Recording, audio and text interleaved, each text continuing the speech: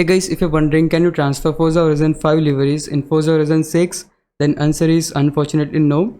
However, you can transfer vinyls group like if you have created in Forza version 5.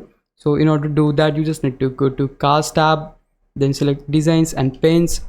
Right here, if you select this option apply vinyls and decals, we'll able to see the side. So let's say we choose any side for the sake of this video, and if I select the plus icon and select the option apply a vinyl shape, we'll able to see a couple of tabs. And if we just head over to the last one, we'll able to see the tab my fh5 vinyls. So here you'll able to see your fh5 vinyls, but before you see them you need to import them first.